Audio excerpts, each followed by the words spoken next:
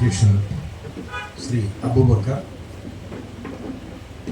വേദിയിലുള്ള Shrimati Regina, Pavaratty panchayat president, Shri advocate B M Muhammad Ghazali, Shri Sabir, Shri Johny K, Shrimati Mini Leo, ഇവിടെ ആദരമേറ്റുവാങ്ങുന്ന പ്രിയപ്പെട്ട മുരുകൻ തുടങ്ങിയ വിശിഷ്ട വ്യക്തികളെ, സദസ്സിലുള്ള പ്രിയപ്പെട്ട സഹോദരിമാരെ, സഹോദരന്മാരെ, members of the print and electronic media, പ്രിയപ്പെട്ടവരെ, ഇത്രത്തോളം ദൂരം വരാൻ വളരെ മെനക്കേടാണ്. പക്ഷേ ആ മെനക്കെട്ടിട്ട് ഞാൻ ആദ്യം വന്നെന്നെ വിളിച്ചപ്പോൾ ഞാൻ ബുദ്ധിമുട്ടൊക്കെ പറഞ്ഞു. കാരണം ഇത്രയും യാത്ര ചെയ്തൊന്നും ഇപ്പം വരാൻ പറ്റുന്നില്ല. അപ്പോൾ യാത്രയൊക്കെ ഞാൻ വളരെ കുറച്ച് വെച്ചേക്കുകയാണ്. കാരണം എന്നും പ്രോഗ്രാമാണ് രാവിലെ മുതൽ. ഇപ്പോൾ ഇന്നലെ രാവിലെ ഞാൻ 6 മണിക്ക് തുടങ്ങിയത് രാത്രി 11 മണി വരെ എനിക്ക് പല പ്രോഗ്രാംസ് ആയിരുന്നു. സമയം ഒരിക്കലും കിട്ടുന്നില്ല. പക്ഷേ സമയമില്ല എന്ന് പറഞ്ഞുകൊണ്ട് ഇങ്ങനെയുള്ള ഒരു കാര്യം മാറ്റിവെക്കുക എന്ന് പറയുന്നത് അതിലും വലിയ ബുദ്ധിമുട്ടാണ്. നമ്മുടെ ഭരണഘടന, ഇന്ത്യൻ ഭരണഘടനയിൽ ആർട്ടിക്കിൾ 21 എന്ന് പറയുന്ന അനുച്ഛേദം, അതായത് റൈറ്റ് ടു ലൈഫ് എന്ന് നമ്മൾ പറയും. അതിന് നമ്മൾ മുമ്പ് കൊടുത്തിരുന്ന ഒരു പരിവേഷം എന്ന് പറയുന്നത് അതിൻ്റെ 3 ഇൻഗ്രീഡിയൻസ് മാത്രമായിരുന്നു അതിലുണ്ടായിരുന്നത്. ആഹാരം, പാർപ്പിടം, വസ്ത്രം എന്ന് പറഞ്ഞാൽ ഒരു മൃഗതുല്യമായ കാര്യം. മൃഗത്തിന് വേണ്ടാത്ത വസ്ത്രം മാത്രമേ ഉള്ളതിൽ. ആഹാരം, പാർപ്പിടം മൃഗത്തിനും ആവശ്യമാണ്. പക്ഷെ കാലങ്ങൾ കഴിഞ്ഞപ്പോൾ ഒന്ന് തിരിച്ചറിഞ്ഞു, അതിനോടൊപ്പം 2 കാര്യങ്ങളിലൂടെ കടന്നുകൂടി. അതായത് ആരോഗ്യ സംരക്ഷണം, വിദ്യാഭ്യാസം. അപ്പോൾ ഇങ്ങനെയുള്ള 5 ഇൻഗ്രീഡിയൻസ് ആണ്: ആരോഗ്യം, പാർപ്പിടം, വസ്ത്രം, ആരോഗ്യ സംരക്ഷണം, വിദ്യാഭ്യാസം. അതിൽ ആരോഗ്യ സംരക്ഷണം എന്ന് പറയുന്നതാണ് നമ്മുടെ ഇന്നത്തെ വിഷയം. ഏറ്റവും വളരെ എക്സ്പെൻസീവായിട്ട് മാറിയേക്കുന്ന, ഏറ്റവും ചിലവേറിയതായിട്ട് നമ്മുടെ ജീവിതത്തിൽ നിന്ന് മാറിയേക്കുന്നത് ആരോഗ്യ സംരക്ഷണമാണ്. ഇവിടെ മരുന്നൊക്കെ വിൽക്കുന്ന ആളുകളൊക്കെ ഉണ്ട്, എൻ്റെ സുഹൃത്തുക്കളൊക്കെ. അവർക്കൊക്കെ അറിയാം ഇത് എന്താണ്, ഇതുകൊണ്ടുള്ള ആ ബുദ്ധിമുട്ടുകൾ, ജനങ്ങൾ അനുഭവിക്കുന്ന ബുദ്ധിമുട്ടുകളെന്നറിയാം. ഇപ്പോൾ ക്യാൻസറിനൊക്കെ അമേരിക്കയിൽ യഥാർത്ഥ 5 രൂപ ചിലവാക്കുന്ന മരുന്നുണ്ടല്ലോ, നമ്മൾ 50,000 രൂപ കൊടുത്ത് വാങ്ങിക്കേണ്ട ഗതികേടാണ് നമുക്കുള്ളത്. കാരണം ഇതൊന്നും ഗവൺമെൻറ്റിന് കൺട്രോൾ ഇല്ല എന്നങ്ങ് പറയുകയാണ്. കൺട്രോളൊക്കെ ഉണ്ട്. കാരണം ജനങ്ങളുടെ ആരോഗ്യ സംരക്ഷണം എന്ന് പറയുന്നത് യഥാർത്ഥത്തിൽ സർക്കാരിൻ്റെ അജണ്ടയാണ് വേണ്ടത്. പക്ഷേ അതിനകത്ത് ഞങ്ങൾക്ക് അങ്ങനെ ഇല്ല, ഇങ്ങനില്ല, പവറില്ല, ഞങ്ങൾക്കത് കൺട്രോൾ ഇല്ല എന്നൊക്കെ പറഞ്ഞിട്ട് വിദേശ കുത്തകൾക്ക് ഇഷ്ടം പോലെ മേയാനുള്ള അവസരം കൊടുത്തേക്കാണ്. കാരണം ആരെങ്കിലും പണമല്ലേ പോകുന്നതിൽ എന്താ സർക്കാരിന് എന്താ ഉള്ളത്, ആ രീതിയിലുള്ള ഒരു കാഴ്ചപ്പാടാണെന്നുള്ളത്. നേരത്തെ ഇവിടെ പ്രോട്ടോക്കോളിനെ കുറിച്ച് പറഞ്ഞു കേട്ട് ഞാൻ ചിരിച്ചു പോയത് മനസ്സിലെ. ഇങ്ങനെയുള്ള ആളുകളെടുത്ത് പ്രോട്ടോക്കോൾ പറയുന്നവരെ എന്ത് ചെയ്യാം എനിക്ക് മനസ്സിലാകുന്നില്ല. ഇവിടെ എന്തായാലും നമ്മുടെ പഞ്ചായത്ത് പ്രസിഡന്റിനെ കുറിച്ച് പറഞ്ഞു, നല്ല കാര്യമാണ്, അവരെല്ലാ കാര്യത്തിലും സഹകരിക്കുന്നുണ്ടെന്ന്. വേണം, അതാ വേണ്ടത്. അതിനല്ലാതെ പ്രോട്ടോക്കോൾ ഒന്നും പറഞ്ഞുകൊണ്ട്, പ്രോട്ടോക്കോളിൽ ഏറ്റവും ഇന്ന് ഉയർന്നത് കണ്ടുപിടിക്കുന്നത് നമ്മുടെ ഗ്രാമപഞ്ചായത്ത് പ്രസിഡന്റാണ്. പക്ഷേ അത് അങ്ങനെയുള്ള ഒരു കാര്യം അവകാശവാദമായിട്ട് വെക്കരുത് ഇങ്ങനെയുള്ള വേദികളിൽ. ഒരിക്കലും ഇങ്ങനെയുള്ള കാര്യങ്ങളുണ്ട്. പക്ഷെ അതിൽ നമ്മൾ ദുഃഖകരം എന്ന് പറയട്ടെ, ഈ പാലിയേറ്റീവ് എന്നൊക്കെ പറഞ്ഞു കഴിഞ്ഞാൽ അതിൻ്റെ അന്തസ്സത എന്താണെന്ന് മനസ്സിലാക്കാത്ത ആളുകളാണ് സമൂഹത്തിൽ ഏറ്റവും കൂടുതൽ. പക്ഷേ എൻ്റെ പ്രശ്നം എന്താണെന്നറിയോ, നമ്മുടെ നാട്ടിൽ ഒരുപാട് നന്മമരങ്ങളുണ്ടായി. അതാണ് ഏറ്റവും വലിയ പ്രശ്നം വരുന്നത്. അപ്പോൾ യഥാർത്ഥത്തിൽ ഇതെന്നൊക്കെ പറഞ്ഞ് ഈ പ്രസ്ഥാനം എന്നൊക്കെ പറയുന്നത് വളരെ അന്തസ്സായിട്ടും അതുപോലെ തന്നെ ഒരു ലാഭേച്ഛയും ഒന്നും ഇല്ലാതെ, ആരുടെയും ഒന്നും ആവശ്യമില്ലാതെ വാങ്ങാതെ, ആരെങ്കിലും കൊടുക്കുന്ന എന്തെങ്കിലും സഹായങ്ങൾ ചേർത്തുകൊണ്ട് ചെയ്യുമ്പോൾ നേരെ മറിച്ച് പല നന്മവരങ്ങളും ചെയ്തുകൊണ്ടിരുന്ന കാര്യങ്ങൾ അറിയാം. ഒരിക്കലും ഒരു നന്മവരത്തിനെ ആദരിക്കാനായിട്ട് എനിക്ക് അന്ന് അയാളെ അറിഞ്ഞൂടാ. കൊല്ലത്ത് പ്രസ് ക്ലബ്ബിൽ നിർബന്ധമായിട്ട് അവരെല്ലാം കൂടെ വിളിച്ചു വരുത്തി. ഞാൻ വളരെ മെനക്കെട്ട് പോയി. ഇവിടുത്തുകാരനാണെന്ന് ആരാന്നും ഞാൻ പറയുന്നില്ല. അവസാനം ആദരിച്ചു കഴിഞ്ഞപ്പോൾ അന്ന് ചുക്കിച്ചുളിഞ്ഞ ഒരു ഉടുപ്പുമൊക്കെ ഇട്ടുകൊണ്ട് വന്ന ആള് പിന്നെ ഞാൻ ഒരു 6 മാസം കഴിയുമ്പോൾ കാണുന്നത് ഓരോ മിനിറ്റിലും ഷർട്ട് മാറുക, ഓരോ ദിവസവും കാറ് മാറുക, അങ്ങനെയുള്ള ഒരുത്തനെ ഞാൻ കണ്ടത്. പിന്നെ അപ്പോൾ സംഭവം എന്തുവന്ന് അന്വേഷിച്ച് മനസ്സിലാക്കിയപ്പോഴാണ് ഞാൻ നല്ല വാർത്താമാനം പറഞ്ഞ അയാളെ എൻ്റെ നാക്കുകൊണ്ട് ഇതുപോലെ അനാവശ്യമായിട്ടുള്ള രീതിയിൽ തെറി പറയേണ്ടതായിട്ട് ഉള്ളതാണ് ഞാൻ ചെയ്തിട്ടുണ്ട് അങ്ങനെയുള്ളത്. പക്ഷെ ഇങ്ങനെയുള്ള പ്രസ്ഥാനം, അതുകൊണ്ട് ഇപ്പം ഞാൻ അന്വേഷിച്ചിട്ടേ ഞാൻ എവിടെയെങ്കിലും പോവുള്ളൂ. ഈ പ്രസ്ഥാനം എന്ന് പറയുന്നത് ഇതുപോലുള്ളതാണ് നമ്മുടെ നാടിന് ആവശ്യം. നമ്മുടെ ആരോഗ്യ സംരക്ഷണം ഞാൻ പറഞ്ഞില്ലേ, വളരെ ചിലവേറിയതാണ്, പലർക്കും താങ്ങാൻ പറ്റുന്നില്ല. ചിലവ്, ആശുപത്രി ചിലവുകൾ ആർക്ക് താങ്ങാൻ പറ്റും? മരുന്ന് വാങ്ങാൻ നിവൃത്തിയില്ലാതെ വീട്ടിൽ കിടക്കുന്ന ആളുകളുണ്ട് നമ്മുടെ ഇടയിൽ. പക്ഷേ അവർക്ക് പുറത്തോട്ട് കൈ നീട്ടി ശീലമില്ലാത്തതുകൊണ്ട് അവർ അവരുടെ അസുഖം അങ്ങ് സഹിക്കുകയാണ്. പ്രഷറിൻ്റെയൊക്കെ മരുന്ന്, അതായത് ഹൈപ്പർ ടെൻഷൻ്റെ മരുന്ന് പോലും വാങ്ങാൻ കഴിയില്ലാതെ, അത് വാങ്ങിച്ച് കഴിക്കാതെ അതുമൂലം കിഡ്നി ഫെയിലിയർ ആയിരിക്കുന്ന ആളുകളെ എനിക്കറിയാം, ഞാൻ മനസ്സിലാക്കിയിട്ടുണ്ട്. ഒരിക്കൽ ഒരു രണ്ട് അച്ഛനും അമ്മമാരും, അത് ഏതാണ്ട് അവരെ ഞാൻ ഒരു 25 വർഷത്തോളം അവരെ മരുന്ന് കൊടുത്ത് സംരക്ഷിച്ചിട്ടുണ്ട്. അപ്പം അവരാരാന്ന് എനിക്കറിഞ്ഞൂടാ കേട്ടോ, ഇപ്പോഴും എനിക്കറിയത്തില്ല. അവിടെ വരും, ഞാൻ പറഞ്ഞിട്ടുണ്ട് ഈ പണം കൊടുക്കത്തില്ല, പണം കൊടുത്തു കഴിഞ്ഞാൽ ഇവരുടെ മാവ് കൊണ്ടുപോയി കണ്ടുപിടിക്കും ഈ കാശ്. അപ്പോൾ അവിടെ മാസം തോറും പ്രിസ്ക്രിപ്ഷൻ അവിടെ കൊണ്ടുവന്നു എൻ്റെ ഓഫീസിൽ കൊടുത്തോണം. അവിടുന്ന് എൻ്റെ PS കൊണ്ട് മരുന്ന് വാങ്ങിപ്പിച്ച് മുഴുവൻ മരുന്നും വാങ്ങിച്ച് റെഡിയാക്കി പോയി വാങ്ങിച്ചോളും, കൊണ്ടുപോകും, അവർ കൊടുക്കും. അങ്ങനെ ഏതാണ്ട് ഹൈക്കോടതിയിൽ ഇരുന്ന അവസാനം ഒരു വർഷം മുതൽ അവരെ കാണാനില്ല. ഇപ്പോൾ അവർ ജീവിച്ചിരിപ്പില്ലായിരിക്കും എന്ന് തന്നെ കരുതുന്നു, നല്ല പ്രായമുള്ളവരായിരുന്നു. അപ്പം അത് അങ്ങനെ ഒരു സേവനം നമുക്ക് ആർക്കും ചെയ്യാവുന്നതാണ്. പലപ്പോഴും പണം കൊടുത്താരും നമുക്ക് മതിയാക്കാൻ പറ്റത്തില്ല, പക്ഷേ അവർക്ക് വേണ്ട സൗകര്യങ്ങളും സേവനങ്ങളും ചെയ്തു കൊടുത്ത് നമുക്ക് അവരെ തൃപ്തിപ്പെടുത്താം. ഈ പാലിയേറ്റീവ് എന്ന് പറയുമ്പോൾ ഇതിനകത്ത് എന്താണെന്നറിയാം, ഇതിനകത്ത് വരുമ്പോൾ ഈ കിടപ്പ് രോഗികളെ സംബന്ധിച്ചിടത്തോളം അവർ വീട്ടിൽ കിടക്കുകയാണ്. പലപ്പോഴും അവർക്ക് ടെർമിനൽ ഇൽനെസ്സാണ്, കാരണം അവരുടെ ജീവിതത്തിൻ്റെ അന്ത്യമായി എന്ന് അവർക്കറിയാം. അതാണ് ഏറ്റവും വലിയൊരു സങ്കടകരമായ കാര്യം. കാരണം മരണത്തെക്കാൾ വളരെ ബുദ്ധിമുട്ടതാണ് മരണം കാത്തിട്ടുള്ള ആ കിടപ്പ് എന്ന് പറയുന്നത്.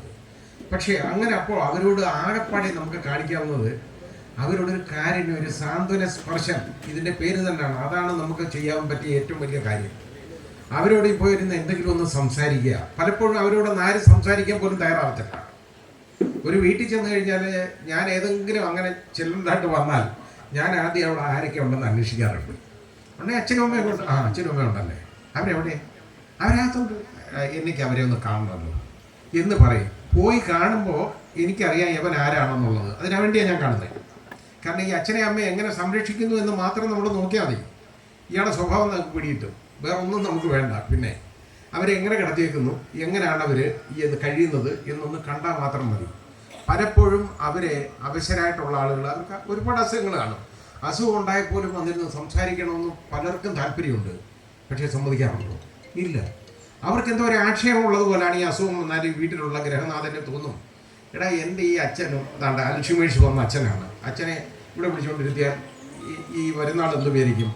വരുന്നാൾ എന്ത് വിചാരിക്കണമെന്നല്ല ഇവൻ കാണേണ്ടത്, അവൻ്റെ അച്ഛനെ എങ്ങനെ നോക്കുന്നു എന്നുള്ളതാണ് അവൻ മനസ്സിലാക്കേണ്ടത്. അയാളോടുള്ള റെസ്പെക്റ്റ് നമുക്ക് കൂടുതലേ ഉള്ളൂ. അവരെ കൊണ്ടുവന്നാൽ അവർ ചിലപ്പോൾ ഒരു വലിയ ബോധമൊന്നും കാണത്തില്ല, എന്തെങ്കിലുമൊക്കെ ചോദിച്ചെന്നിരിക്കും, സംസാരിച്ചെന്നിരിക്കും. അവർക്ക് അത് മതി, അതെങ്കിലും അവർക്ക് കൊടുക്കണ്ടേ, അതിന് പോലും പലരും തയ്യാറല്ല. അതാണ് ഏറ്റവും വലിയ പ്രശ്നം. പക്ഷേ ഈ മരണത്തെ ധൈര്യപൂർവ്വം നേരിടുന്ന കുറച്ച് ആളുകളെ ഞാൻ കണ്ടിട്ടുണ്ട്. അതിലൊരാൾ ഒരു അഭിഭാഷകനാണ്.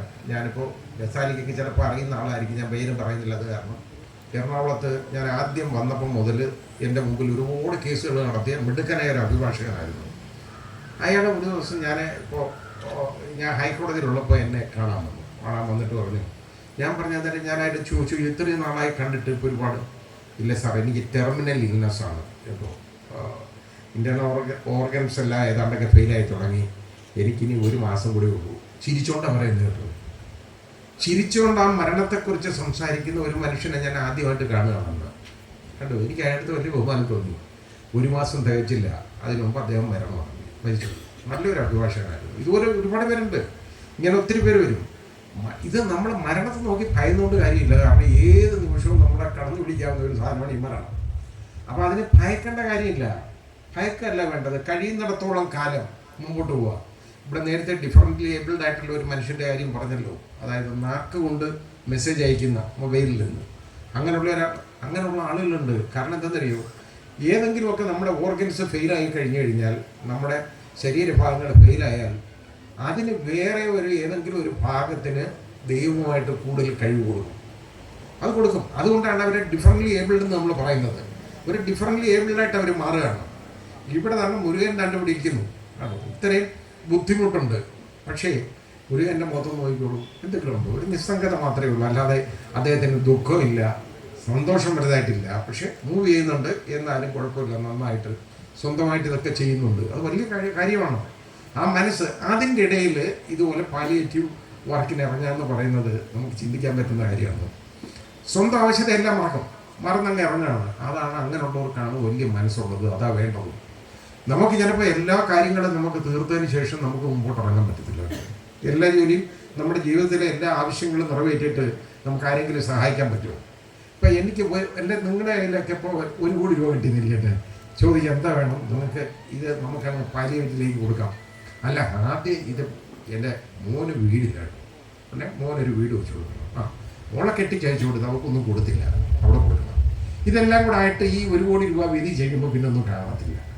അപ്പം അത് ഞാൻ പറഞ്ഞ് നമ്മുടെ ആവശ്യങ്ങൾ കഴിഞ്ഞതിന് ശേഷം ഒരിക്കലും ഒരാളെ സഹായിക്കാമെന്ന് വിചാരിച്ചാൽ നടക്കത്തില്ല. നമ്മുടെ ആവശ്യങ്ങൾ മറന്നുകൊണ്ടോ മാറ്റി വെച്ചുകൊണ്ടോ വേണം. ഇപ്പം നമുക്ക് 2.5% യഥാർത്ഥത്തിൽ വരുമാനത്തിൻ്റെത് സക്കാത്ത് കൊടുക്കേണ്ടത്. ഇപ്പം ഞാൻ ഈ കഴിഞ്ഞ വർഷം ഞാനിപ്പോൾ ഒന്ന് ആലോചിച്ച് നോക്കി, കണക്ക് നോക്കാറില്ല. നോക്കിയപ്പോൾ എൻ്റെ ഏതാണ്ട് 25% പോയി കഴിഞ്ഞു. 25%. ഇനി ആളുകൾ വരും, എന്തു ചെയ്യും? ആവശ്യക്കാർ വരും. അപ്പോൾ പിന്നെ ഇത് മറന്നുകൊണ്ട് നമ്മൾ കൊടുക്കണം. കഴിയുന്നിടത്തോളം കൊടുത്തേക്കണം. അത് വേണം. ജീവിക്കാനുള്ള പണം വേണം, സഞ്ചരിക്കാനുള്ള പണം വേണം. അതല്ലാതെ വേറെ എന്തോത്തിനാണ് വേണ്ടത്? വേറെ കാശൊന്നും വേണ്ട കാര്യമില്ല. ഇത് നമ്മൾ ഇങ്ങനൊന്ന് തിരിച്ചറിയുക, നമ്മളെ മറന്നുകൊണ്ട് നമ്മളെ സഹായിക്കുക. അങ്ങനെയുള്ള ആളുകളുടെ ചരിത്രമുണ്ട് കേട്ടോ. അതായത് ഒരു വലിയ തുർക്കി അങ്കലദിരിസ് എന്ന് പറയുന്ന ഒരു തുർക്കി സാഹിത്യകാരനുണ്ട്, ബാലസാഹിത്യകാരനാണ്. ബാലസാഹിത്യകാരനാണെങ്കിൽ അദ്ദേഹം ഇപ്പോൾ ജീവിച്ചിട്ടുണ്ട്, 96 വയസ്സുണ്ട് ഇപ്പോൾ. ബാലസാഹിത്യകാരനാണ്. അദ്ദേഹത്തിൻ്റെ വളരെ ഡിഫറൻ്റ് ആയിട്ടുള്ള പുസ്തകങ്ങളാണ്. അതിൽ love stories of different kind എന്നും പറഞ്ഞൊരു പുസ്തകം അദ്ദേഹം എഴുതിയിട്ടുണ്ട്. അതിൽ ഒരു ചെറുകഥകളാണ്, അതൊക്കെ ജീവിതഗന്ധികളായ കഥകളാണ്, നടന്നിരിക്കുന്ന സംഭവങ്ങളാണ്, കഥയുടെ രൂപത്തിൽ എഴുതിയേക്കുകയാണ്. അദ്ദേഹത്തിൻ്റെ അതിലുള്ള ഒരു കഥയാണ് വളരെ ഇമ്പോർട്ടൻ്റ് ആയിട്ടുള്ള, എപ്പോഴും ഞാൻ ശ്രദ്ധിക്കുന്ന കാര്യം. സ്വയം മറന്നുകൊണ്ട് ആളുകളെ സഹായിക്കുക എന്നുള്ളതിൻ്റെ ഒരു ഉദാഹരണം. ബാഗ്ദാദിലെ ഒരു യുദ്ധ ക്യാമ്പിൽ ഒരു കുട്ടിക്ക് ഷെല്ല് കൊണ്ടുള്ള പരിക്കേറ്റിട്ട് ബ്ലഡെല്ലാം പോയി, വളരെ ബുദ്ധിമുട്ട്, അവൻ മരിച്ചു പോകും. അവന് ബ്ലഡ് കൊടുക്കണം. അവിടെ പ്രായമുള്ള, അതായത് യുവാക്കളും അതുപോലൊക്കെ ഉള്ള ആളുകളൊക്കെ ഉണ്ട്, ചെറുപ്പക്കാരും ഒക്കെ ഉണ്ട്. അവരാരും തയ്യാറല്ല ബ്ലഡ് കൊടുക്കാൻ. കാരണം അവിടെ നിന്ന് ഈ വിദ്യാഭ്യാസം വളരെ കുറവാണ്. ബാഗ്ദാദ് ഒരു കാലത്ത് വിദ്യാഭ്യാസ മേഖലയിൽ വളരെ ഉയർന്നതായിരുന്നു. അവിടുത്തെ ഏറ്റവും നല്ല വലിയ ലൈബ്രറി ഉണ്ടായിരുന്ന സ്ഥലമാണ്. അത് മുഴുവൻ നിലംപരിശാക്കി കളഞ്ഞു, ഒന്നുമില്ല ഇപ്പോൾ. അവിടെ അവർ വിദ്യാഭ്യാസമൊന്നുമില്ല. പല കുട്ടികൾക്ക് സ്കൂളിലൊന്നും പോയിട്ടില്ല. ജനിച്ചു വീണ ഈ തോക്കെടുക്കുന്നതല്ലാതെ അവർക്ക് വേറെ ഒന്നും അറിഞ്ഞൂടാ. അങ്ങനെ ചെറുപ്പക്കാരും തയ്യാറല്ല ബ്ലഡ് കൊടുക്കാൻ. അപ്പം കൗമാരപ്രായത്തിലുള്ള ഒരു കുട്ടിയുണ്ടല്ലോ, ഏതാണ്ട് 17 വയസ്സേ ഉള്ളൂ, 16-17 വയസ്സുള്ള അവൻ മുമ്പോട്ട് വന്നിട്ട് പറഞ്ഞു ഞാൻ കൊടുക്കാം, ബ്ലഡ് കൊടുക്കാം. അപ്പം അവൻ പറഞ്ഞു ശരി. അപ്പം പരിശോധിച്ചപ്പോൾ അവൻ്റെ ബ്ലഡ് ചെയ്തു, റെഡിയാണ്. ശരി, എന്നാൽ പിന്നെ ബ്ലഡ് കൊടുക്കാം. അന്നേരം ഒരു വ്യവസ്ഥ അവൻ ഈ ബ്ലഡ് കൊടുക്കുന്നതിന് മുമ്പ് അവൻ്റെ ഉമ്മയെ ഒന്ന് കാണണം അവന്. അപ്പോൾ ഉമ്മ എവിടെയാണെന്ന് അന്വേഷിച്ചപ്പോൾ അതൊരു ദൂരെയുള്ള ഒരു യുദ്ധ ക്യാമ്പിൽ കിടക്കുകയാണ്. പക്ഷെ അവിടെ പോയി അവരെ കണ്ടിട്ട് വരുമ്പോഴത്തേക്ക് ഇവിടെ ഇതിൻ്റെ ആവശ്യം കഴിയും. അപ്പോൾ അവരവസാനം ചോദിച്ചു, എന്തിനാണ് നിനക്ക് ഉമ്മയെ കാണണ്ടേ? ഉടനെ അവൻ്റെ വിവരമാണ് അവൻ പറയുന്നത്. അതാണ് കഥയുടെ തീർത്ഥം. എൻ്റെ രക്തം കൊടുത്താൽ ഞാൻ മരിച്ചുമില്ലേ? അവൻ്റെ ധാരണ എന്താണ്? എൻ്റെ രക്തം കൊടുത്താൽ ഞാൻ മരിച്ചുമില്ല, അതിന് മുമ്പ് എനിക്ക് ഉമ്മയുടെ നിന്ന് യാത്ര പറയണം. അത് മതി, അത്രയേ ഉള്ളൂ അവൻ്റെ റിക്വസ്റ്റ്. അപ്പോൾ അവൻ മരിച്ചു പോകും എന്നറിഞ്ഞാൽ പോലും അവൻ്റെ സഹജീവിയെ സംരക്ഷിക്കാൻ തയ്യാറാണ്. അതായിരിക്കണം പാലിയേറ്റീവ് എന്ന് പറയുന്നത്, അതായിരിക്കണം കാഴ്ചപ്പാട്. അത് പറയാൻ വേണ്ടി ഞാൻ പറഞ്ഞതാണ്, അങ്ങനെ ആയിരിക്കണം. അതായത് നമുക്ക് ഒരുപാട് ബുദ്ധിമുട്ടുകളും ബന്ധപ്പാടുകളും ഒക്കെ കണ്ടെന്നിരിക്കും. പക്ഷേ അതെല്ലാം മറന്നുകൊണ്ട് ഇങ്ങനെയുള്ള ആളുകൾക്ക് ഒരു സ്വാതന്ത്ര്യം കൊടുക്കുക എന്ന് പറയുന്നത് വലിയ കാര്യമാണ്. അവർക്ക് വേണ്ട സഹായങ്ങൾ ചെയ്യുക. അപ്പോൾ കിടക്കുന്ന ആൾക്ക് അവർക്ക് ഡോക്ടേഴ്സിൻ്റെ സേവനം അവിടെ ഉണ്ടാക്കി കൊടുക്കുക, അതുപോലെ മെഡിക്കൽ സേവനം കൊടുക്കുക. വിദേശ രാജ്യങ്ങളിലൊന്നും നമ്മൾ രോഗി എന്ന് പറയാറില്ല ആരെയും കേട്ടോ. A person in need of medical treatment തന്നെ അവരെക്കുറിച്ച് പറയുള്ളൂ. അതായത് മെഡിക്കൽ ചികിത്സ ആവശ്യമുള്ള ഒരാളെന്നുള്ളതല്ലാതെ രോഗി എന്നുള്ള വാക്ക് അവർ പറയാറില്ല. അവർ പറയത്തില്ല. ഒരുപാട് വ്യത്യാസങ്ങൾ അങ്ങനെ മെഡിക്കൽ മേഖലയിൽ വന്നിട്ടുണ്ട്. പണ്ട് മാനസിക രോഗമുള്ളവരെ നമ്മൾ ഭ്രാന്തരെന്ന് പറയും. ഇന്ന് ആരെങ്കിലും നമ്മൾ പറയുമോ? ഇല്ല. A person in need of medical care ആണ്, മെൻ്റൽ ഹെൽത്താണ്. അതാ വരുന്നത്. ആ മെൻ്റൽ ഹെൽത്ത് എന്നേ പറയുള്ളൂ. ലുണാറ്റിക് എന്ന് പറയുന്ന വേർഡേ മാറ്റി, നിയമത്തിൽ നിന്ന് തന്നെ മാറ്റിയിട്ട് മെൻ്റൽ ഹെൽത്ത് കെയർ ആക്ട് എന്നാക്കി, നിയമം മാറ്റി. അതുപോലെ ലുണാറ്റിക് അസൈലം, അതായത് ഭ്രാന്താശുപത്രി എന്നുള്ള പേര് മാറ്റി, അത് മെൻ്റൽ ഹെൽത്ത് സെൻ്റർ എന്ന് മാത്രമാക്കി. ഇപ്പോൾ അതേ വ്യത്യാസങ്ങളൊക്കെ നമുക്ക് നമ്മുടെ ജീവിതത്തിൽ ഒരുപാട് കാര്യങ്ങൾ വരാനുണ്ട്. സ്വിറ്റ്സർലൻഡിലൊക്കെ ഞാൻ ഈ വിദേശങ്ങളിലൊക്കെ ഒരുപാട് പോകുന്നതുകൊണ്ട് എനിക്കറിയാവുന്നതാണ്. അവിടത്തേക്ക് ഒരു പ്രത്യേകത എന്ന് പറയുന്നത് എന്താണെന്നറിയോ, വോളണ്ടറി ആയിട്ട് പ്രായമുള്ളവരെ സംരക്ഷിക്കാൻ ആളുകൾ രജിസ്റ്റർ ചെയ്യും. അങ്ങനെ രജിസ്റ്റർ ചെയ്താലുള്ള ഗുണം എന്തെന്നറിയാം, അവർ വോളണ്ടറി ആയിട്ട് പോയി ഒരു പ്രതിഫലവും ഇല്ലാതെ അവരെ കൂടി ഇരുന്ന് അവർക്ക് ആഹാരമൊക്കെ എടുത്ത് കൊടുത്ത് ഇതൊക്കെ നോക്കും. അങ്ങനെ ഓരോ ദിവസവും കൊടുക്കുമ്പോഴും ഇവർക്കൊരു അലവൻസ് അവരിൽ എഴുതിയിടും കേട്ടോ. അതായത് ഇവർക്ക് പിന്നെ പല സർക്കാർ ഉദ്യോഗസ്ഥരൊക്കെ ആണെങ്കിൽ അവർക്ക് അതിന് ലീവ് കിട്ടും, കോമ്പൻസറി ആയിട്ടുള്ള ലീവുണ്ട്. പിന്നെ അവരുടെ വയസ്സുകാലത്ത് അവർക്ക് ഇതുപോലെ ഫ്രീ ആയിട്ടുള്ള ട്രീറ്റ്മെൻറ്റ് മുഴുവൻ കിട്ടും. ഈ രീതിയിലാണ് അവർക്ക് അതിന് പകരം കൊടുക്കും. അത് പക്ഷേ പകരം കൊടുക്കുന്നോ ഇല്ലയോ എന്ന് അവർ നോക്കാറില്ല. അതുപോലും ഇല്ലാതെ ആളുകളുടെ മനസ്സതാണ്. ഏത് നാടായാലും മനുഷ്യൻ്റെ മനസ്സൊന്ന് നന്നായാൽ പോരെ. അവർ ചെയ്യുന്ന ഞാൻ കണ്ടിട്ടുണ്ട് ധാരാളം. ഒരുപാട് പേര് വോളണ്ടറി ആയിട്ട് കുട്ടികളൊക്കെ, അതായത് ഒരു കോളേജ് സ്റ്റുഡൻസ് അവരെല്ലാം പോകുന്നതെന്ന് പറഞ്ഞാൽ എന്താണെന്നറിയോ, ഞാനിത് വോളണ്ടറി സർവീസിന് പോവുകയാണെന്ന് പറയും. ഒരു 2 മണിക്കൂർ ഒരു വീട്ടിൽ ചെല്ലുക, അവർ ചുമ്മാ അവിടെ ചെന്നിട്ട് അവരെന്തെന്നറിയാം, അവർ ആഹാരം കഴിക്കുന്ന പാത്രമൊക്കെ എടുത്ത് കഴുകി കൊടുക്കും, അവർക്ക് ആഹാരമൊക്കെ എടുത്ത് വെച്ച് കൊടുക്കും. അവരുടെ ഈ വസ്ത്രങ്ങളൊക്കെ ഉണ്ടെങ്കിൽ വാഷിംഗ് മെഷീനിലിട്ട് അത് വാഷ് ചെയ്ത് കൊടുക്കും. ഇങ്ങനെയൊക്കെ ചെയ്യാറുണ്ട്. വോളണ്ടറി സർവീസ് നടത്തുന്ന ഒരുപാട് ആളുകളുണ്ട് അവിടെ. അതിന് പ്രതിഫലം സർക്കാർ കൊടുക്കുന്നുണ്ട് അവിടെ. പക്ഷേ ആ പ്രതിഫലത്തിൻ്റെ ഇച്ഛയിലല്ല അവർ ചെയ്യുന്നത്. പലരും ആ പ്രതിഫലം വാങ്ങാറില്ല. പ്യുവർലി വോളണ്ടറി സർവീസാണ് നടത്തുന്ന ആളുകൾ ഒരുപാടുണ്ട് ലോകത്ത്. ആ ഒരു കാഴ്ചപ്പാട് നമുക്ക് വേണം. നമ്മൾ അവരുടെ വൃത്തികെട്ട കാര്യങ്ങളൊക്കെ അനുകരിക്കാൻ നോക്കുമല്ലോ. നല്ല കാര്യങ്ങൾ എന്തെങ്കിലും നമ്മൾ അനുകരിക്കുമോ? ഒരിക്കലുമില്ല. അതാണ് നമ്മൾ ഇത് നോക്കേണ്ടത്. അതായത് അവിടെ എങ്ങനെയൊക്കെ അവരൊക്കെ നടക്കുന്നു, ഇതൊക്കെ ലോകത്തിൻ്റെ ഒരു ഭാഗമല്ലേ. നമ്മളും ഉയരണം. ഇവരൊന്നും രോഗികളല്ല ഈ പാലിയേറ്റീവ് കെയർ കിടക്കുന്നവർ. They are persons in need of medical aid. അവർക്ക് മെഡിക്കൽ എയ്ഡ് സഹായം, ചികിത്സാ സഹായം ആവശ്യമുള്ള ആളുകളാണ്. അതാണ് ആ കാഴ്ചപ്പാട്. അവരെ ഒരിക്കലും രോഗിയെന്ന് പറയരുത്. അവരുടെ രോഗത്തിൻ്റെ കാര്യവും പറയേണ്ട കാര്യമില്ല. പറയാതെ അവരെ നമുക്ക് കൈകാര്യം ചെയ്യാം. അതാണ് നമ്മൾ ചെയ്യേണ്ടത്. അത് ചെയ്തിരിക്കണം എപ്പോഴും. ആ ഒരു കാഴ്ചപ്പാടാണ് നമുക്ക് വേണ്ടത്. അവർക്ക് ആവശ്യമുള്ള മരുന്ന്, പണമില്ല, കഴിയുന്നിടത്തോളം നമ്മൾ മരുന്ന് എത്തിച്ചു കൊടുക്കാൻ പോകണം. ഒരുപാട് ആളുകൾ കേട്ടോ, മനസ്സുള്ള ഒരുപാട് ആളുകളുണ്ട്. ഒരുപാട് ആളുകൾ നമ്മുടെ ഇടയിലുണ്ട്. നല്ല മനസ്സുള്ളവരുണ്ട്. അപ്പം ആ നല്ല മനസ്സിൻ്റെ ഒരു ഉടമയല്ലേ ഈ വസ്തുവും ഇതുപോലുള്ള ഈ നല്ല അന്തസ്സായിട്ട് നല്ല വൃത്തിയുള്ള നല്ലൊരു സ്റ്റൈലും കെട്ടിടവും തന്നത്. ആ മനസ്സുള്ളവരാണ്. അപ്പോൾ അദ്ദേഹം ഈ തന്ന ആൾ വിചാരിക്കും എനിക്കിതങ്ങോട്ട് കൂട്ടിവെക്കാം, ഇതങ്ങ് പലിശയ്ക്ക് കൊടുത്താൽ എത്ര പലിശ കിട്ടുമെന്ന് ആലോചിക്കുന്നവരുണ്ട്. അങ്ങനെ അത് വാങ്ങിച്ച് തിന്നുന്നവരെ കഴിയും എത്രയോ വലിയ വലിയ കാര്യങ്ങളാണ്. മതപരമായ ഒരു കാഴ്ചപ്പാടല്ല ഞാനിത് പറയുന്നത്. മതമേലധ്യക്ഷന്മാരുടെ കാര്യവും എനിക്ക് പലപ്പോഴും അവരെ പുച്ഛമാണ്. പല കാര്യങ്ങളിലും ഞാൻ പറയാറുണ്ട്, തുറന്നു ഒക്കാത്ത കാര്യങ്ങൾ, സമൂഹത്തിന് ആവശ്യമുള്ള കാര്യങ്ങൾ ഇന്നത്തെ ആ കാലഘട്ടത്തിൻ്റെ വളർച്ചയ്ക്കൊത്ത് അവർ വളരുന്നില്ല. അതാണ് ഏറ്റവും വലിയ പ്രശ്നം നമുക്ക്. എന്നിട്ട് അവരിരുന്ന് എന്തെങ്കിലും ഒരു അഭിപ്രായം പറയും, അതിനെ പൊക്കി പിടിച്ചുകൊണ്ട് കുറേ പേര്. നമ്മളത് ശരിയല്ല എന്ന് പറഞ്ഞു കഴിഞ്ഞാൽ നമ്മൾ തെറി പിടിക്കാൻ ഒരുപാട് അനുയായി വൃന്ദം. എത്ര നാൾ കാണുക അനുയായി വൃന്ദങ്ങൾക്ക്? ഈ അത്ഭുത സിദ്ധി ഉണ്ടോയെന്ന് പറയുന്നവന് അസുഖം വരട്ടെ, എവിടെ പോകുന്നത്? അയാൾ വേറെ അയാളുടെ അനുയായികളെയൊക്കെ അയാൾ വെള്ളം ഒതുക്കി കൊടുത്ത് റെഡിയാക്കും. പക്ഷെ അയാൾക്ക് അസുഖം വന്നാൽ പോയി കിടക്കുന്ന എവിടെയാണ്? ആശുപത്രിയിലാണ്. അതാണ് നമ്മൾ മനസ്സിലാക്കേണ്ടത്. ഇത് ജനങ്ങൾ തിരിച്ചറിയാറുണ്ടോ? ഒരിക്കലും ഇല്ല. ഞാൻ ചോദിക്കട്ടെ, ഈ കഴിഞ്ഞ കോവിഡിൻ്റെ കാലത്ത് ഏതെങ്കിലും ആൾ ദൈവത്തിന് വെളിയിൽ കാണാനുണ്ടല്ലോ? കെട്ടിപ്പിടിക്കാൻ തലവെക്കുകയൊക്കെ ചെയ്യുന്ന ഒരുപാട് ആളുകളുണ്ടല്ലോ. അന്ന് ആർക്കും കെട്ടിപ്പിടിക്കാനും ഇല്ല, തലവെക്കുകയും വേണ്ട. കാര്യം എന്താ? കോവിഡ് വരും എന്നുള്ള പേടി. അതാണ് കാര്യം. ഇവർ പേടിക്കുന്ന ആളുകളാണോ ബാക്കിയുള്ളവരെ സംരക്ഷിക്കുന്നത്? സ്വന്തം ജീവിതത്തിൽ പേടിയുള്ളവൻ ബാക്കിയുള്ള ആളുകളെ എങ്ങനെ സംരക്ഷിക്കാൻ നടക്കുന്നത്? പറ്റത്തില്ല എന്ന് നമ്മൾ മനസ്സിലാക്കണം. ഇത് പല മതങ്ങളുടെയൊക്കെ കാഴ്ചപ്പാടെന്നൊക്കെ പറയുന്നത് വളരെ വികലമാണ്.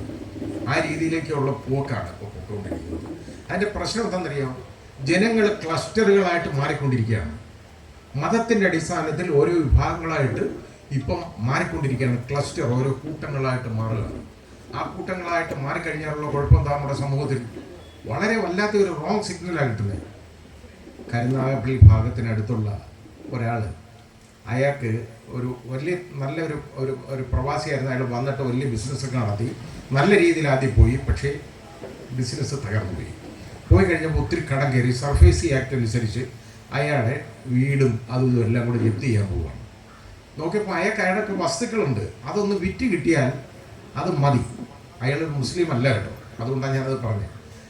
വിറ്റ് കിട്ടിയാൽ അയാളുടെ ഒരു വസ്തു വിറ്റാൽ മാത്രം ഒരു 4 ഏക്കറുള്ള ഒരു വസ്തുവുണ്ട്, അത് വിറ്റാൽ മാത്രം അയാൾക്ക് ഈ കടം തീർക്കാവുന്നേ ഉള്ളൂ, അടച്ചു തീർക്കാവുന്നേ ഉള്ളൂ. പക്ഷേ ഇത് വാങ്ങാൻ ഒരുത്തരും തയ്യാറല്ല. അയാളുടെ കൂട്ടത്തിലുള്ളവന്മാർ ആരും വാങ്ങിക്കല്ല. കാര്യം ഇത് ഒഴിവരുന്ന് പിടിക്കാതിരിക്കുകയാണ്. ഇയാൾക്ക് കടം കയറിയിരിക്കുകയാണ്. അയാൾ ചാവാൻ നേരത്ത്, തൂങ്ങി ചാവാൻ നേരത്ത് കൊണ്ട് കൊടുക്കാം, എന്തെങ്കിലും കൊടുത്താൽ മതി, ഇങ്ങി തരും എന്നുള്ള ഒരു ധാരണ വാങ്ങത്തില്ല. അവസാനം അയാൾ നോക്കിയപ്പോൾ ഒരു മുസ്ലിം സുഹൃത്ത്, അയാൾക്ക് പരിചയം ഉണ്ടായിരുന്നതാണ്, നല്ല നിലയിൽ ഗൾഫിൽ ബിസിനസ് നടത്തിക്കൊണ്ടിരിക്കുന്നതാണ്, ഇഷ്ടംപോലെ പണമുണ്ട്, ആരെങ്കിലുമൊക്കെ സഹായിക്കുകയൊക്കെ ചെയ്യും, ഒരുപാട് വസ്തുക്കളൊക്കെ വാങ്ങിയ ആളാണ്. അയാളെ സമീപിച്ചിട്ട് പറഞ്ഞു, സുഹൃത്തെ എനിക്ക് ഇങ്ങനെ ഒരു ആവശ്യമുണ്ട്, ഇത് ഒന്ന് വാങ്ങിച്ചാൽ ഞാൻ രക്ഷപ്പെട്ടു പോകും. അതിനെന്താ കുഴപ്പമില്ല, എനിക്ക് പറ്റിയാണെങ്കിൽ വാങ്ങിക്കാം, ഞാൻ അവിടെ നിന്ന് വസ്തു ഒന്ന് പോയി നോക്കട്ടെ ഒന്ന് പറഞ്ഞ് ഇന്നിടത്താണ് എല്ലാം പറഞ്ഞു കൊടുത്തു. ഇയാൾ പോയി അവിടെ ചെന്നപ്പോൾ അതിൻ്റെ ചുറ്റും നിൽക്കുന്ന കൊടികൾ കണ്ടിട്ട് ഇയാൾ തിരിച്ചു വന്നിട്ട് പറഞ്ഞു, അതെനിക്ക് വാങ്ങാൻ മാറില്ല, അവിടെ വാങ്ങിയാൽ എനിക്ക് അവസാനം അവിടെ ജീവിക്കാൻ പറ്റത്തില്ല. ശരിയാണ്, കാരണം എൻ്റെ വർഗത്തിലുള്ള ആരും അവിടെ ഇല്ല. ഇതാണ് പ്രശ്നം, എൻ്റെ വർഗത്തിലുള്ള ആരും അവിടെ ഇല്ല. അതാ ഞാൻ പറഞ്ഞത്, നമ്മുടെ സമൂഹം ക്ലസ്റ്ററുകളായിട്ട് മാറിക്കൊണ്ടിരിക്കുകയാണ്. അതായത് ഒരു മുസ്ലിം ആ മുസ്ലിമിന് അവിടെ താമസിക്കാൻ ഒക്കത്തില്ലെന്ന് അയാൾ തീരുമാനിക്കുക. ശരിയാണ്, അയാളുടെ കാഴ്ചപ്പാടിൽ വലിയ ബുദ്ധിമുട്ടുകളുണ്ടാവും, അവിടെ പ്രശ്നങ്ങളുണ്ട്. അത് ഹിന്ദുക്കളാണെങ്കിൽ ഈ മുസ്ലിങ്ങളുടെ ഇടയിൽ ഒന്നും താമസിക്കുമോ? പലപ്പോഴും ഇല്ല, അവർ നോക്കും. ഇതൊക്കെ ഇങ്ങനെയൊക്കെ ഈ രീതിയിൽ ഇങ്ങോട്ട് മാറിക്കഴിഞ്ഞു മനുഷ്യൻ്റെ മനസ്സ്. ഈ മനസ്സുകളെല്ലാം വേല് കെട്ടി തിരിച്ചു മാറ്റി, അതാണ് പ്രശ്നം വന്നേക്കുന്നത്. അതൊക്കെ ഒന്ന് മാറിക്കിട്ടണ്ടേ? ഇനി എങ്ങനെ മാറാനാണ്? മനുഷ്യർ തമ്മിലുള്ള ആ സൗഹൃദമൊന്നൊക്കെ നഷ്ടപ്പെട്ടു പോയില്ലേ? കമ്മ്യൂണിക്കേഷൻ ഇല്ല, ഇപ്പോൾ പരസ്പരം ആരും സംസാരിക്കുന്നില്ല, എല്ലാവരും ഇൻട്രോവേർട്സാണ്, എല്ലാവരും അവനവനിലേക്ക് ഒതുങ്ങിക്കഴിഞ്ഞു. അന്തർമുഖത്വം എന്ന് നമ്മൾ പറയും, ആ രീതിയിലേക്ക് മാറിക്കഴിഞ്ഞു. അത് അങ്ങനെ കൂടുമ്പോൾ എന്താ കാര്യം എന്നറിയാമോ? പരസ്പരം സംവദിക്കാതിരിക്കുമ്പോൾ സമൂഹത്തിൽ പുതിയ പുതിയ ആശയങ്ങൾ ഉണ്ടാകുന്നില്ല. ആശയദാരിദ്ര്യമാണ്. മനുഷ്യൻ പരസ്പരം സംസാരിച്ചാൽ മാത്രമല്ല പുതിയ ആശയങ്ങൾ വരുള്ളൂ. ഇരിക്കുമ്പോൾ പറയാം അതിങ്ങനെ ഒരു കാര്യമുണ്ട്, അതല്ല അതിനകത്ത് ഇങ്ങനെയും കൂടെ ഒരു പ്രശ്നം, അത് ശരിയാണ്, ഞാനത് ചിന്തിച്ചില്ല. നമുക്ക് ഒരുപാട് സപ്ലൈ ചെയ്ത് കിട്ടും. നമ്മൾ കൊടുക്കുന്നതിനേക്കാൾ കൂടുതൽ നമുക്ക് ആളുകളുടെ ഇങ്ങോട്ട് കിട്ടും പലപ്പോഴും വിവരം. അത് ഇന്നത്തെ കാലത്ത് അതില്ലാതായി. അതിൻ്റെ കാരണം മനുഷ്യർ പരസ്പരം സംസാരിക്കാൻ ഇഷ്ടപ്പെടുന്നില്ല. നിങ്ങൾ തന്നെ ആലോചിച്ച് നോക്കിക്കോളൂ, പണ്ടത്തെ ബന്ധം അയൽക്കാർ തമ്മിലുണ്ടോ? ഇന്നും ഇല്ല, ഒരിക്കലും ഇല്ല. പണ്ടൊക്കെ എന്നൊക്കെ പറഞ്ഞാൽ എൻ്റെ വീട്ടിലൊക്കെ ഒരുപാട് ആളുകൾ അവധി ദിവസം വരുമായിരുന്നു. എൻ്റെ വാപ്പായും ഉമ്മയും അധ്യാപകരായിരുന്നു. കാരണം അവർക്ക് അവധി ഉള്ളത് ശനിയും ഞായറുമാണ്. ഈ ദിവസങ്ങളിൽ ഒരുപാട് ആളുകൾ ആ നാട്ടിൻപുറത്ത് നിന്ന് വീട്ടിൽ വരും. എന്തിനാണ് വരുന്നതെന്ന് വെച്ചാൽ വളരെ അത്യാവശ്യമായിട്ട് അവർ വരിക, ഒരു കാര്യത്തിനല്ല വരുന്നത്. അവിടെ വന്നിട്ട് ചായയും കുടിച്ച് അവിടെ ഇരുന്ന് ഒരു 2 മണിക്കൂർ ഇരുന്ന് സംസാരിച്ചിട്ട് തിരിച്ചു പോകും. പരസ്പര ബന്ധം അങ്ങനെ ആയിരുന്നു. ഇന്നാണെങ്കിൽ നമ്മളെ ഒരു അപ്പോയിൻമെൻ്റ് എടുക്കാതെ ഒരു വീട്ടിൽ ചെല്ലാൻ പറ്റുമോ? ഒന്ന് വിളിച്ചു പറഞ്ഞിട്ട് ഒന്നുകൂടെ എന്ന് ചോദിക്കും. അപ്പോയിൻമെൻ്റ് എന്നുള്ള വേർഡ് പറഞ്ഞില്ലെങ്കിൽ ചോദിക്കും, ഒന്ന് വിളിച്ചു പറഞ്ഞാൽ ഫോൺ വഴിയല്ലേ, ഇവരുടെ മോൻ കാണുന്നില്ലല്ലോ, അയ്യോ ഞാൻ വിളില്ല, അല്ലെ മരിച്ചോ എന്ന് വേണമെങ്കിലും പറയും. ഇത് ആ രീതിയിലാണ് ബന്ധം അങ്ങനെ ആയിപ്പോയി. മറ്റേ ഞാനൊക്കെ നടന്നു പോകുമ്പോൾ ഏതാണ്ട് 7 കിലോമീറ്ററോളം നടക്കണം എനിക്ക് അഞ്ചൽ ടൗണിലേക്ക് പോകാനാന്ന്, എന്തെങ്കിലും കാര്യത്തിന് പോകണം, സ്കൂളിൽ പോകണമെങ്കിലും എല്ലാം. ഇത് നടന്ന് വയൽവരമ്പിലൂടെ ഞാൻ ഇങ്ങനെ പോകുമ്പോൾ അതിൻ്റെ കരയിലുള്ള ഒരുപാട് ആളുകൾ, ഒരു 10-40 പേരെയെങ്കിലും കാണും. പോകുമ്പോൾ എവിടെ പോകുന്നത്? അതെ ഞാൻ അഞ്ചൽ പോവാം സ്കൂളിൽ. അതെ സാറിനൊക്കെ എങ്ങനെയുണ്ട്, സുഖം എന്ന് ചോദിക്കും. ഇന്നാണെങ്കിൽ നമ്മൾ നടന്നു പോകുമ്പോൾ ഒരുത്തൻ ചോദിച്ചാലേ എവിടെ പോകുന്നു ചോദിച്ചാൽ എന്താ പറയുക, ഇയാൾക്ക് അറിഞ്ഞിട്ടെന്തോളം ചോദിക്കും. ശരിയായിട്ട് നിങ്ങൾ ആലോചിച്ച് നോക്ക്. അതാ ഞാൻ പറഞ്ഞത്, ഇന്ന് പ്രൈവസിയാണ് എല്ലാത്തിനും. പ്രൈവസിക്ക് പ്രാമുഖ്യം വേണം, കാരണം അത് പൗരന്മാരുടെ അവകാശമാണ്, ഇല്ലെന്ന് ഞാൻ പറയുന്നില്ല. അത് റൈറ്റ് ടു ലൈഫിൻ്റെ ഭാഗമാണ് പ്രൈവസി. പക്ഷേ ഈ രീതിയിലുള്ള പ്രൈവസി അല്ല, അത് വേറെ വിധത്തിലുള്ള കാര്യമാണ്. അവനവൻ്റെ സ്വകാര്യതകളെന്ന് പറയുന്നത് വേറെയാണ്. ഇതുപോലെ പരസ്പരം ഒന്ന് സംസാരിക്കുക എന്ന് പറയുന്നത് അത്യന്താപേക്ഷിതമാണ്. നമുക്ക് ആ പഴയ സംസ്കാരത്തിലേക്ക് തിരിച്ചു പോകുന്നതാണ്. അതാണ് പ്രശ്നം. നമ്മുടെ സംസ്കാരം കൂടിക്കഴിഞ്ഞപ്പോൾ നമ്മൾ ഓരോന്ന് കാണുമ്പോൾ നമ്മൾ പലതും ഇങ്ങോട്ട് ഇമ്പോർട്ട് ചെയ്യും. വിദേശികൾ ഇപ്പം നമ്മൾ അമേരിക്കയിലൊന്നും നടക്കാൻ ഇറങ്ങുന്നില്ല, ഇങ്ങോട്ട് നടക്കാൻ ഇറങ്ങുന്നിരിക്കട്ടെ. സായിപ്പൊക്കെ നമ്മളെ ഒരു പരിചയമല്ലേ, നമ്മളെ കണ്ടാൽ അവർക്ക് ഒരു പരിചയമില്ല. ബട്ട് ഹൗ ആർ യു എന്നവർ ചോദിക്കും. അവരൊന്ന് ചോദിക്കും. ഒറ്റപ്പെടൽ എന്ന് പറയുന്നത് എന്താണെന്ന് അവർക്ക് തിരിച്ചറിയാം. അതാണ് പ്രശ്നം. പക്ഷെ അവിടെയും മാറി തുടങ്ങി എന്നുള്ളതാണ് ഒരു സംഭവത്തിൽ വരുന്നത്. അതോടെ പറഞ്ഞിട്ട് ഞാൻ നിർന്ന സാൻ ഫ്രാൻസിസ്കോ നിങ്ങൾ കേട്ട് കാണാം, അമേരിക്കയിൽ. അവിടെ ഒരു ഗോൾഡൻ ഗേറ്റ് ബ്രിഡ്ജ് എന്ന് പറയുന്ന ഒരു വലിയ പാലമുണ്ട്. ഈ പാലത്തിൽ നിന്ന് ഒരുപാട് ചെറുപ്പക്കാർ ചാടി ആത്മഹത്യ ചെയ്യും. ഒരു ദിവസം ഒരാളെങ്കിലും മരിച്ചിരിക്കും. ഒരു 24 വയസ്സ് 25 വയസ്സ് ചുറ്റുപാട് പോകുന്ന ആളുകളാണ് ഈ മരിക്കുന്നത്. അവസാനം ജെറോം മാഡോ എന്ന് പറയുന്ന ഒരു ഫോറൻസിക് എക്സ്പെർട്ട് സാൻ ഫ്രാൻസിസ്കൻ പോലീസിലെ, അയാൾ ഇതിനെക്കുറിച്ച് ഒരു റിസർച്ച് നടത്തി, ഇതിൻ്റെ കാരണം കണ്ടുപിടിക്കാനായിട്ട് റിസർച്ച് നടത്തി. അയാളുടെ റിസർച്ച് അവസാനിപ്പിച്ചത് ഒരു പയ്യൻ്റെ മരണത്തോടു കൂടിയാണ്. 24 വയസ്സുകാരൻ, ഈ പാലത്തിൽ നിന്ന് 4 കിലോമീറ്റർ അപ്പുറത്ത് താമസിക്കുന്ന ആളാണ്. അവൻ ഈ പാലത്തിൽ നിന്ന് ചാടി ആത്മഹത്യ ചെയ്തു. അയാൾ നടന്ന് അവൻ്റെ അപ്പാർട്ട്മെൻറ്റ് കണ്ടുപിടിച്ചിട്ട് അവിടെ നോക്കിയപ്പോൾ സാധാരണ എഴുതി വെക്കുന്ന പോലുള്ള ഒരു ആത്മഹത്യാക്കുറിപ്പ് അവിടെ ഉണ്ടായി. അവൻ അതിൽ 2 വാചകങ്ങൾ എഴുതിയിട്ടുള്ളൂ. I am walking to the bridge, ഞാൻ പാലത്തിലേക്ക് നടക്കുകയാണ്. If anybody in the mid way stops me and asks me how are you, I will be back home. ആരെങ്കിലും എന്നെ ഒന്ന് തടഞ്ഞു നിർത്തിയിട്ട് എന്തുകൊണ്ട് വിശേഷം എന്നൊന്ന് ചോദിച്ചു കഴിഞ്ഞാൽ, അവൻ്റെ അടുത്ത് ഒന്ന് സംസാരിച്ചാൽ അവൻ വീട്ടിൽ തിരിച്ചു വരും. പക്ഷേ ഈ 4 കിലോമീറ്റർ നടന്ന് അവൻ തിരിച്ചു വന്നില്ല. അതിൻ്റെ കാര്യം എന്താണ്? അവനോട് ആരും സംസാരിച്ചില്ല. അതാണ് പ്രശ്നം. ആരും സംസാരിക്കാനില്ലെങ്കിൽ ഡിപ്രഷനിലേക്ക് നയിക്കും പലപ്പോഴും. ആ സംസ്കാരം അവിടെ പോലും ഇപ്പോൾ വന്നു തുടങ്ങി എന്നുള്ളതാണ് നമുക്ക് ഇതിൽ നിന്ന് മനസ്സിലാക്കേണ്ടത്. അതുപോലെ തന്നെ ആ നാട്ടിൽ നമ്മൾ തിരിച്ചറിയേണ്ട ഒരു കാര്യം, എല്ലാവരും തമ്മിലുള്ള ഒരുമിപ്പ് വേണ്ടതുകൊണ്ട് ഞാൻ പറയുന്നതാണ്. ഇത് പ്രത്യേകിച്ച് ഈ പാലിയേറ്റീവ് രംഗത്ത് അവിടെ ജാതിയില്ല, മതമില്ല, ഒന്നുമില്ല. ഇവിടെ ഉള്ളത് person in need of medical aid മാത്രമേ ഉള്ളൂ. അത് നമ്മൾ കാണുന്നത്. അയാൾക്ക് വേണ്ടത് ഒരു സഹായമാണ്, ചികിത്സാ സഹായം. അത് നമ്മൾ കൊടുക്കുക എന്നുള്ളതല്ല. അതിനപ്പുറത്തോട്ടൊരു കാഴ്ചപ്പാട് നമുക്ക് പാടില്ല. അവിടെ വലിയ റെഡ്വുഡ് ട്രീസ് എന്ന് പറയുന്ന വലിയ മരങ്ങളുണ്ട്. ലോകത്ത് ഏറ്റവും ഉയരം കൂടിയ മരങ്ങളാണ് റെഡ്വുഡ് ട്രീസ്. പക്ഷേ ആ മരങ്ങൾക്കൊന്നും തായ്വേരില്ല, താഴോട്ടുള്ള ആ വേര് അതിനില്ല. അതിൻ്റെ വേരെന്ന് പറയുന്ന ഭൂമിക്ക് സമാന്തരമായിട്ട് ഒരു 2-3 അടി താഴ്ചയിൽ ഇങ്ങനെ ഭൂമിക്ക് സമാന്തരമായിട്ട് പോകത്തേ ഉള്ളൂ അതിൻ്റെ വേരുകൾ. അവിടെ ഏറ്റവും കൂടുതൽ കാലാവസ്ഥ പ്രക്ഷുബ്ധമാവുന്ന സ്ഥലമാണ്. തണ്ടർ സ്റ്റോം, വലിയ ഫ്ലഡ്, അതിഭയങ്കരമായ ഭീകരമായ മഴ, ഇതെല്ലാം ഉണ്ട്. പക്ഷേ കാറ്റ്, ഈ മരങ്ങളൊന്നും പിഴുതു വീഴത്തില്ല. അതാണ് തായ്വേരില്ലാത്ത മരങ്ങളാണ്. അതിൻ്റെ കാരണം എന്താണെന്ന് അറിയുമോ? അവിടെ ഒരു 1000 മരങ്ങൾ നിൽപ്പുണ്ടെന്നിരിക്കട്ടെ ഒരു സ്ഥലത്ത്. ഈ ഓരോ മരത്തിൻ്റെ വേരുകളും ഭൂമിക്ക് സമാന്തരമായിട്ട് പോയി അടുത്ത മരത്തിൻ്റെ വേരുകളുമായിട്ട് ഇങ്ങനെ കുരുത്ത് പിടിക്കും. എല്ലാ മരങ്ങളും തമ്മിൽ കണക്റ്റഡാണ്. ഇത് മനുഷ്യനൊന്ന് തിരിച്ചറിഞ്ഞാൽ മതി. നമ്മളാരും കടകുഴി വീഴുന്നില്ല. പക്ഷേ ഇത് മനുഷ്യൻ തിരിച്ചറിയാറുണ്ടോ? ഇവിടെ എന്തിനും ജാതി, മതം, വർഗം, രാഷ്ട്രീയം ഇതൊന്നുമല്ല വേണ്ടത്. മനുഷ്യ ജീവിതമാണ് വേണ്ടത്. അയാൾ എൻ്റെ അടുത്തിരിക്കുന്നവനെ ഏത് മതമോ ജാതിയോ വർഗമോ ആവട്ടെ, എൻ്റെ സഹോദരനാണ് അല്ലെങ്കിൽ എൻ്റെ സഹോദരിയാണെന്നൊരു കാഴ്ചപ്പാടുണ്ടെങ്കിൽ മാത്രം മതി നമ്മുടെ ജീവിതം മുമ്പോട്ട് പോകാൻ. അങ്ങനെ വേണം നമുക്ക് മുമ്പോട്ട് പോകാൻ. അതാണ് നമുക്ക് വേണ്ടത്. ഈ സഹോദരി എന്ന് പറയുന്നത് നമുക്ക് വേറെ എങ്ങൊന്നും കൊണ്ടുവന്നല്ല, നമ്മുടെ ഭരണഘടനയിൽ തന്നുള്ളതാണ്. നമ്മുടെ നാടിൻ്റെ പ്രത്യേകതകൾ എടുത്ത് പറഞ്ഞിട്ട് എങ്ങനെ ഈ രാജ്യം, അതായത് ഇത്രയും വിഭിന്നങ്ങളായ ആളുകളുള്ളത്, അതായത് ലിംഗ്വിസ്റ്റിക് ഡൈവേഴ്സിറ്റി, ഭാഷാപരമായ വൈവിധ്യം, 900-ൽ പരം ഭാഷകൾ സംസാരിക്കുന്ന ആളുകളാണ് ഈ രാജ്യത്തുള്ളത്. ലോകത്തൊരൊറ്റ രാജ്യത്തും ഇത്രയും ഭാഷകളില്ല. അതേപോലെ തന്നെ മതവൈവിധ്യം, റിലീജിയസ് ഡൈവേഴ്സിറ്റി, ഇത്രയും മതങ്ങളുള്ള രാജ്യവും വേറെ ഇല്ല. പക്ഷേ ഇങ്ങനെയുള്ളപ്പോൾ നമ്മൾ എങ്ങനെ മുമ്പോട്ട് പോകണം നമ്മുടെ ഭരണഘടനയെ പറയുന്നുണ്ട്. അതിന് വേണ്ടത് 2 കാര്യങ്ങളാണ്. ഒന്ന്, അതായത് സ്ത്രീകളുടെ അന്തസ്സിനെ ഹനിക്കുന്ന എല്ലാ പ്രവൃത്തികളും പാടെ ഉപേക്ഷിക്കുക. അതാണ് ആദ്യത്തേത് പറഞ്ഞേക്കുന്നത്. അതായത് നമ്മുടെ സ്ത്രീകൾ ആരാണെന്ന് മനസ്സിലാക്കിയിട്ട് നമ്മൾ മുമ്പോട്ട് പോവുക. ഇന്നലെ ഒരു പെൺകുട്ടി തൂക്കാൻ വെച്ചൊക്കെ നിങ്ങൾ കണ്ടു കാണുമല്ലോ. ഞാൻ കൂടുതൽ അതിനെക്കുറിച്ച് പറയുന്നില്ല. അതിനെക്കുറിച്ച് പറയാൻ പോയി കഴിഞ്ഞാൽ പറയുന്ന ഒരു വൃത്തിയിട്ടാണ്. അതാണ് പ്രശ്നം. എനിക്കത് പ്രശ്നമൊന്നുമില്ല. ഞാൻ എൻ്റെ അഭിപ്രായം എവിടെയും പറയാറുണ്ട്, ഞാൻ പറയുകയും ചെയ്യും, ഇനിയും പറയും. അപ്പോൾ ചിലവന്മാർ പറയുക എനിക്ക് വിവരക്കേടാ അതായത് എന്നൊക്കെ പറയും. എനിക്കത് കാര്യമൊന്നുള്ളതല്ല. അപ്പം നമ്മൾ ചിന്തിക്കേണ്ടത് പെൺകുട്ടികളുടെ അന്തസ്സിനെ ഹനിക്കുന്ന എല്ലാ പ്രവൃത്തികളും പാടെ ഉപേക്ഷിക്കുക എന്നുള്ളത് ഒന്ന്. രണ്ടാമത്തതാണ് പൊതുവായ സാഹോദര്യം, കോമൺ ബ്രദർഹുഡ്. അതാണ് നമുക്ക് വേണ്ടത്. ഈ ബ്രദർഹുഡ് എന്ന് പറയുന്നതുണ്ടല്ലോ, എപ്പോഴും കിട്ടത്തില്ല. നമ്മുടെ സഹോദരൻ അല്ലെ സഹോദരി മനസ്സുകൊണ്ട് നമ്മൾ പറയണം. അതാണ് നമ്മൾ വേണ്ടത്. അത് തിരിച്ചറിയും.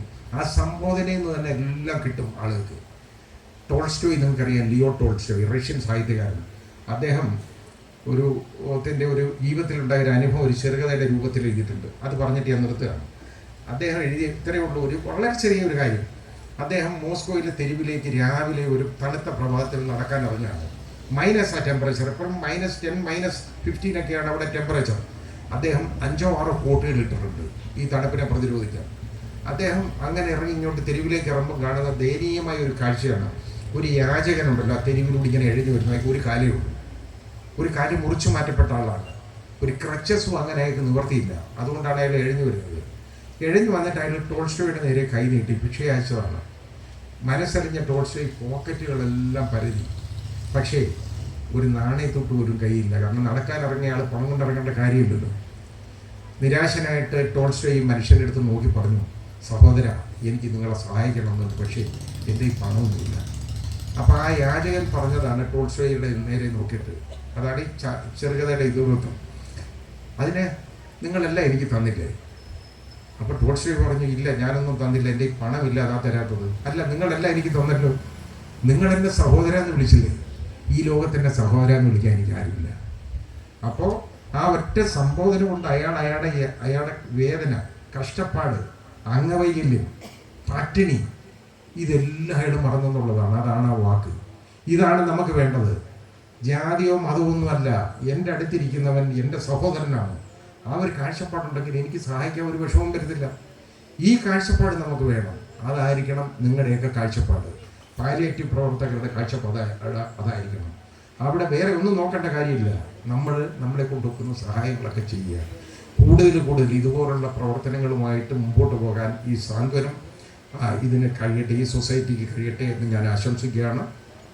എല്ലാവിധ നന്മകളും ഉയർച്ചയും ഞാൻ നിങ്ങൾക്ക് നേർന്നുകൊണ്ട് ഈ പാലിയേറ്റീവ് സംഗമവും അതുപോലെ അവാർഡ് സമർപ്പണവും ഉദ്ഘാടനം ചെയ്ത് പ്രഖ്യാപിക്കണം. എല്ലാവർക്കും നന്ദി, നമസ്കാരം.